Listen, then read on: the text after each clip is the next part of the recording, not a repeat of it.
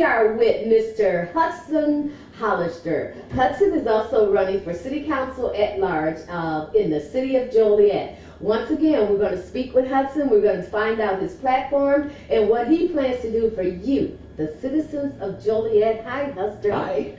How are you? Thanks for having me. Okay, you know what? Thanks for being here. So listen, let's start off by telling the city of Joliet, who are you? I'm Hudson Hollister. I'm running for Joliet City Council at large. Okay. Born and raised here. I grew up on Oneida Street and was born at Silver Cross. I guess I flipped the order there. Okay. First I was born, and then I grew up. Okay. I was homeschooled by my parents. My dad's a pastor. He just retired as the pastor of New Covenant Community Church on Mills Road. Yeah. Went to St. Francis for college. Okay. Then I went to law school at Northwestern. I spent some time practicing law in Chicago. Okay. Went to work in Washington for a bit.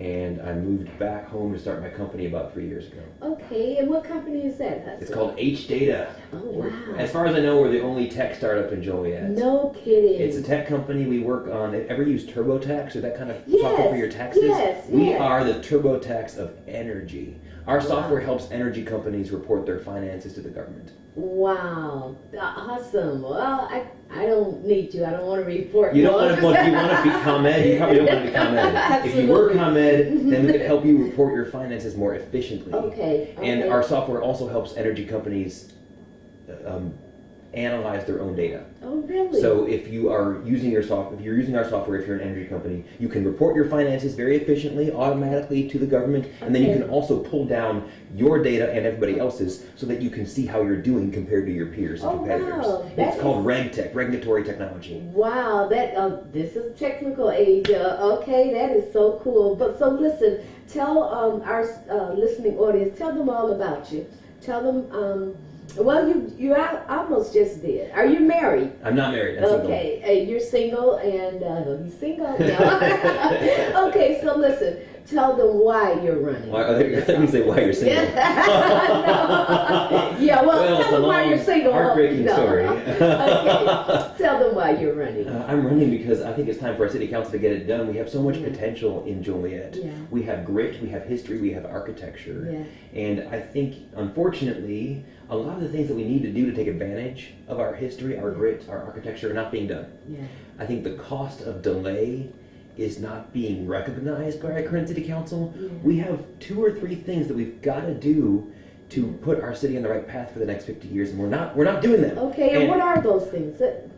We need to fix our downtown. Okay. Everybody always talks about fixing our downtown, but I think that I'm the only business owner in the downtown that's running. Okay. And I can see it. Just a couple of key things that have to be done. Okay. We need to bring in a couple more art galleries. We need to build that Chicago Street Plaza. Yeah. We need to get the traffic flowing, and those are all possible. Yeah. But they require time and attention. They're not getting the time and attention. Okay. And there's more that I can get into, but Yeah. the reason why I'm running is that it's time to get it done. Okay. It says so on the sign. Okay. Yeah. Let's get it done. Yes. Okay, and so speaking of the reason why you're running, let's talk about your platform. What is your platform? Got 4 things I want to do. Okay. Fix our downtown, Mhm. connect our neighborhoods, Okay. strengthen our communities, Okay. end the council war. Okay. We can get into each of those. I kind of already did get into fixing our downtown. Okay, yeah. We're gonna touch on pretty much all of them, I know, but let's talk about some of the issues that's going on here. Of course, you've already known, you've been on panels and forums and all this stuff. So you know, many. yeah, and this keeps coming up over and over because it is an issue. And we're going to start off with the police. Are you for defunding the police officers? No. Okay. But what's interesting, I think, is that even there are people calling for police reform, Yeah. and they're right. Yeah. But I don't think anybody is calling to defund the police. I do see kind of a straw man argument that anybody calling for reform wants to defund, and that is not true. Yeah, absolutely. So what would you propose to do? I think we need the cameras. Okay. And what I'm happy to see is that everybody seems like they're in favor of the cameras. Yeah. Isn't that great? So that means there's no reason to not get it done. So we need to get that done, hopefully Okay. before the state mandate kicks in. Okay. We need to set up an independent advisory board representing the citizens. The same, and this is not controversial, the same as every other city has done, a lot of other cities. And we need, right now there's a perception, as you might know, there's a perception that the city government and the police department are the same. Mm-hmm. There are a couple of reasons for that, and that is not good. Yeah. The city government and the police department ought to be more independent of each other. Okay. We shouldn't have the police department being perceived to run the city government. Okay. Right now, most of the members of the city council are supported by either the white shirts or the blue shirts. We have a perception that you can't get on the city council unless you are. We know that we have a serious infrastructure issue, but it comes along with the truck trafficking, which comes along with the progress of the warehouses. So Yes. all of this is kind of combined Yes. in one. So to give me your take of first dealing with the infrastructure. All right. Well, there are different solutions for different areas of infrastructure. I'll talk about the downtown bridges first because I can see the impact that having the Jefferson Street Bridge out is causing for our downtown merchants and our downtown businesses. I see all the time that we blame the state, and that is, I guess, appropriate because the state owns the bridges and IDOT is responsible to repair them. Okay. But I've kind of had it up to here with IDOT.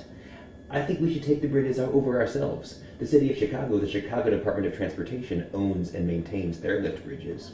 We should do something similar. We already have a Joliet area port district which runs Lewis Airport. We should expand the port district, have the port district oversee all of the different kinds of infrastructure, barge infrastructure, maybe the truck infrastructure as well, including the bridges, take a container fee to fund it, and the port district, not the state, should maintain the bridges. Absolutely. It's totally possible. It requires a change of state law. Okay. I'll tell you why that's hard. It's because our city doesn't have any relationship with our state legislators. Their relationship between the current administration and the state legislators, it's acrimonious to non-existent. We need to build back the relationship between the city government and the state legislators, and not just for reforms like the port authority, or the port district, but for other similar reforms as well. I'm going to keep going back to that one. Very interesting. But my infrastructure answer is we need to take back control. We need to take over control of the bridges. Okay. And same for other pieces of infrastructure. Okay. And then for the infrastructure that we don't own or that we don't acquire, we need to work with the state proactively. Okay. And you know what that gets back to? Relationships with the state legislators, which we don't have. Tell me, how would you propose to, uniting the city government and our state government to get this work done that you're talking about? Well, the city government's got to build its relationships back with the state legislators. Okay. And I don't think it's mysterious Okay. how to do that. I mean, we know who they are. Okay. We should talk to them. I Okay. think right now there's not a lot of talking going on. Okay. We've also got some good examples from surrounding towns. For instance, I think about when the state passed its infrastructure bill, it was pretty clear that a lot of money was about to be spent on infrastructure. We know what the different towns did. Romeoville hosted a breakfast for all the state legislators, and the state legislators showed up at the breakfast, and at each place there was a binder, and each binder had all the projects in it that Romeoville wanted. And each of the projects, they made sure that each legislator got the list of the projects that was in their district. Legislators like that sort of thing. Yeah. Okay. Lockport didn't do exactly that. Lockport just did come out with a list of projects, but they didn't quite do their homework. The list was not specifically targeted for each legislator. They had to kind of hunt through and figure out if it was in their district or not. So it wasn't as good. Joliet, nothing at all. Joliet didn't even contact them. We need to do at least that. We need to be talking to our state legislators, and we need to see them as partners, not as people that we can boss around. Okay, absolutely, and getting some of these things done. We just talked about a little bit about the bridges, but let's go into talk about the infrastructure, which we have North Point coming now, right? Which that is progress, but it's regress in the terms of there's more tearing up of the streets, there's more truck traffic on the road, there's more danger to the neighborhoods. So give me your take on that. I'm on record against North Point Okay. For a few reasons. I think that North Point, it was negotiated for one thing outside the normal course of business. I don't think that the regular city staff even saw the agreement. Okay. Also, North Point does not provide properly for the infrastructure, as you point out. Okay. Now, as everybody knows now, the agreement between the city and North Point depends on the construction of a bridge over Route 53. But I'm concerned that that bridge might not happen because we signed ourselves up for a pretty bad deal. Under the agreement between the city and North Point, if the bridge doesn't get built, the city then has to go and sue and try to force the bridge through. The city has the responsibility. That's not a very good deal. Also, the agreement does not do anything, does not do what it needs to do to help our neighborhoods and our communities. There's a lot more that could happen. There's a lot more that could be done creatively. We need commitments to treat the workers better. We need some creative things like a universal basic income pilot. So that's probably 3 reasons. Infrastructure, community support, and the out of the ordinary, unorthodox way that it was negotiated. Absolutely. I think that we do need economic growth. It's possible to responsibly grow. One more thing I'll say about North Point, and that is that it doesn't conform to any long-term plan. Now, the county, as you might know, is preparing a plan. Plan's not done yet, so there's no plan for North Point to follow. We could have avoided so many of these fights if there was already a plan in place. I know the county's plan includes a green belt. It includes figuring out what's going to be done with each of the parcels, and then we fight about the plan, and then we all follow the plan together. That's not in place yet, and so North Point doesn't conform to anything. The development doesn't conform to anything. So I guess that's 4 reasons. Okay. Does not conform to any plan. Does not provide sufficiently for the infrastructure. Doesn't provide for community support, and it was negotiated in a totally weird way. Okay. All right. And so, what's a green belt? What's a green belt? Think about Portland, Oregon, or ever been to Lexington, Kentucky. Both of those cities have a green belt around them. It's an area where the city agreed as part of its plan that they weren't going to allow development in that space. Okay. This means that everybody has access to green space. You go a little bit outside the city, you can get to the green space. It also means that when development happens where the city already is, and so it gets a little bit more dense than otherwise. That means the property values are better. That also means that you don't put as much burden on the infrastructure. So Portland, Lexington, we could have one too if we had a plan. Okay, all right. I guess we were talking about North Point, and I want to talk more about planning. But, yes, go ahead. Okay, great. Yeah, do you have a question about planning? Because I can answer the question. Well, I do have the question for you, and the question is that would you like to sit on the planning committee? And would I? Yeah. Okay, so I tell would me be a why. little bit too excited to sit in the planning committee. Yeah. I'll tell you why I would be excited to work on the plan with others in Joliet, with all the communities. We have such potential in this town. Yeah. We used to be one of the wealthiest cities in the country. I'm not saying that we need wealth to be happy. Actually, wealth makes you sad. But we could bring so much growth for our people. We could have a flourishing future. We can plan for that. We have all these assets we can build on. We have history, infrastructure, architecture, grit. We are basically the best connected place in the United States. We have higher education, we have legacy, and we have the kind of environment that new industries want. I know this because I work in tech. I talk to tech CEOs for my day job. I ask them all the time, what kind of place do you want to locate in? They tell me 2 things. Tech CEOs want the workforce that has talent and knows how to do coding and things like that. And they also want an interesting urban environment for their workers. We have both in spades. I started a thing called the Joliet Tech Meetup. It's got 150 members. People that work in coding, the talent is already here, but they have to commute elsewhere, at least before the pandemic. They've got to commute elsewhere to find the jobs because the jobs aren't here. We also have that kind of environment. I know this because my company's headquarters is in Union Station. It's the kind of place where I'm excited to bring people. There's a brewery right there, the art galleries are there. I'm coming out of the pandemic, I'm about to host the first work dinner that I've ever had. Wow, cool. I'm so excited. We're going to go to Club 158. Everybody's either been vaccinated or had COVID, like I did. So it's going to be great. It's the kind of environment that tech companies want. We have all these assets. We should build on them for Joliet's next 50 years. And the way that you do that is a plan. Give me your take on it. Well, a lot of people that I'm speaking with, the citizens out there, they're very concerned that their water bill is going to spike. Yes. Yeah. And so, give me your take on that. We're going to have a lot of time to prepare because it's going to be decades to build that infrastructure. And so some of the things we should do to prepare, we should prepare a plan to stop people's water bill from getting unsustainable. We have the chance to do it. We have the chance to design a new water system. So we should plan for that.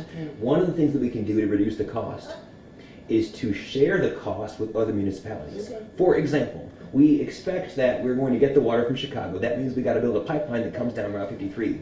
You know who else is on Route 53? Bolingbrook. Yeah. They've got some trouble with their water. Yeah. They might need some supplement. Yeah. You know who else on 53? Romeoville, Yeah. Crest Hill, Yeah. Lockport's across the river. Yeah. We should work with them to split some of the cost because they're going to need water too. Right now, we're not working with them. Right now, we got no relationship. We need to start building that relationship back because if we split the cost, then that means less cost in our residents. Romeoville told me that they wanted to join. Oh, really? But I don't think, like unofficially, because Yeah. who am I? Yeah. But I don't even think that that our city government has contacted them. Yeah. I hope they have. Maybe they have. Yeah. Yeah. Well. I don't see them doing it. I see acrimony and not Yeah. cooperation. Yeah. Okay. So Hudson, at this time, before we move any farther, look into the camera, and I want you to tell the citizens of Joliet to vote for you, Hudson, and tell them when and why to vote for you. Okay. I'm Hudson Hollister. I want your vote for Joliet City Council at large so we can get it done together. The election's on April 6th. You can vote at your polling place then.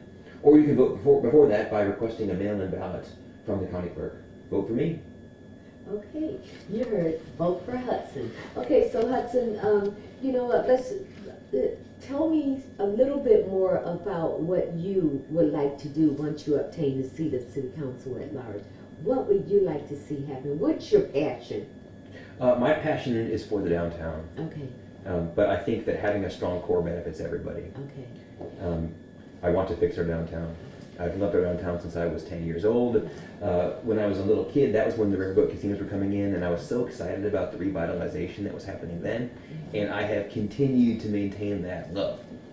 I think our downtown could be a place that everyone can come to, that everyone can enjoy, a place of vibrancy and new businesses and innovation, a place that is well connected. Did you know that it is the second most prolific commuter rail hub in the Midwest outside Chicago? 30 trains a day. You can hop on a train in downtown Joliet and go to Dallas. That's right. It's crazy. Yeah. It's such a well-connected place.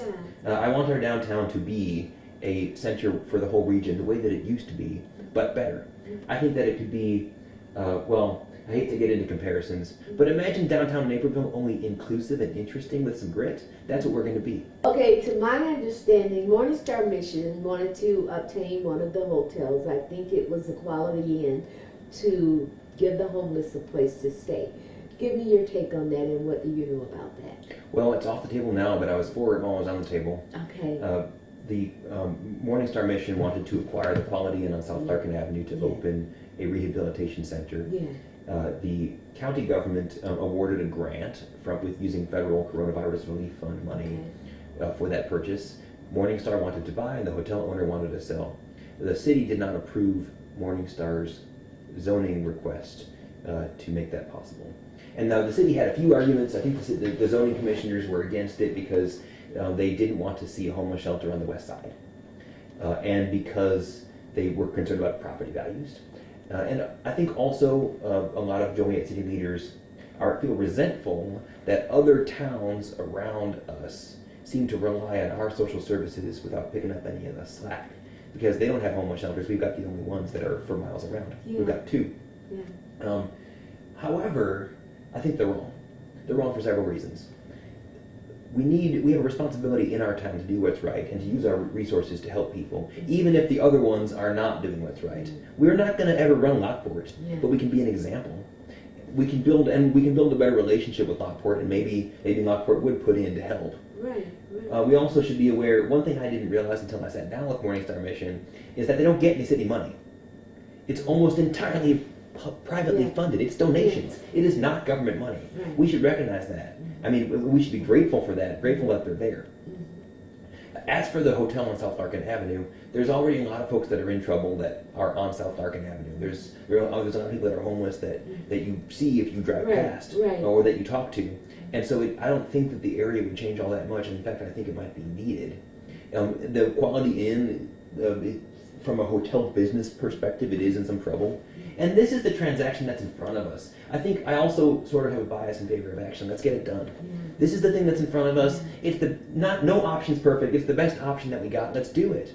So it's a combination of things. We need to welcome all people, and we should be practical, and we should try to get it done where we can. Okay, and so in saying that, when you obtain that seat, you're not just the councilman for South Side, East Side, West Side. You're the councilman for the entire city. Yes. So the votes that you make for any district is going to affect all districts. I've got to represent them all. And I told you about how much I love downtown. Okay, yes. But I think that's appropriate because a strong downtown means the whole city is strong. Okay. And I do love our neighborhoods. Okay. I live in the Cathedral area. I've actually lived downtown for a while. Okay. I grew up on Oneida Street off Midland, and I've definitely knocked on a lot of doors in a lot of I neighborhoods. know you did. We have some wonderful neighborhoods. Yeah. We have so much potential for our neighborhoods to become even more vibrant. Okay. One of the things that I want to do in our neighborhoods is missing middle housing. There used to be that you had single-family homes and you had like in-law suites, and you had small apartment buildings. You had corner stores with apartments above them. If we allowed more missing middle housing, then we would have better property values because we'd have a bit more density, and it would still be possible for the infrastructure, the streets and the sewers, to serve it, which would mean we would get more tax money for the same amount of infrastructure, which is a great deal. We'd also have more vibrancy. We'd have more people walking in the streets. We'd have more people out and about. Right. We might have a coffee shop. I mean, the one thing, if I want to change anything, we have 150,000 people and jitters and a Starbucks. Wow. We need to have some more coffee. So if you like coffee, vote for me. Oh, I love coffee. If you hate coffee, vote for me.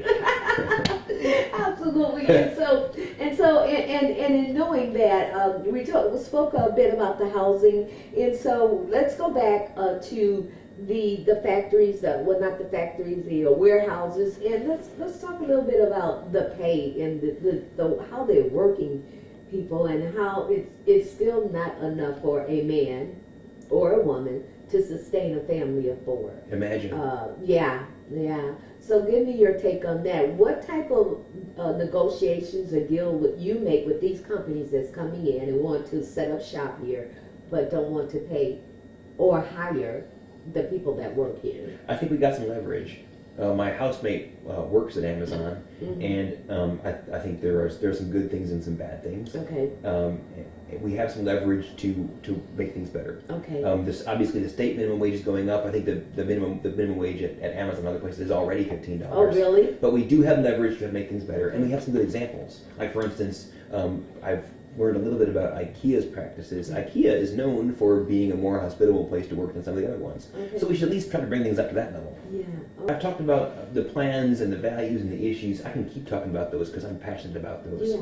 But on the council, in terms of what the benefit would be, I want to talk about something a little more basic. Okay. All right.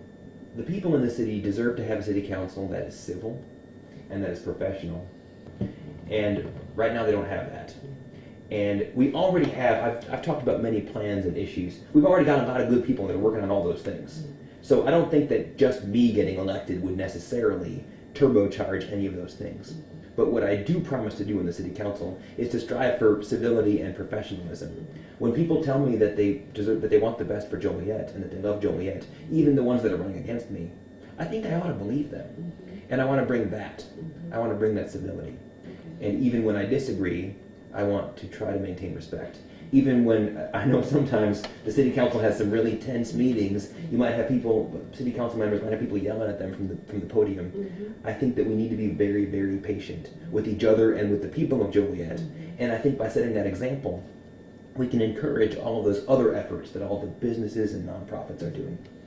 Okay, do you feel that you're good at working across the aisle? I've done some of that in previous work before. When I was in Washington, D.C., I worked on passing legislation to reform the federal government. Okay. I worked on a bill that President Obama signed in 2014, which requires the federal government to publish all of its spending on one website. All searchable, so that you can go and you can compare the Department of Energy to the Department of Education.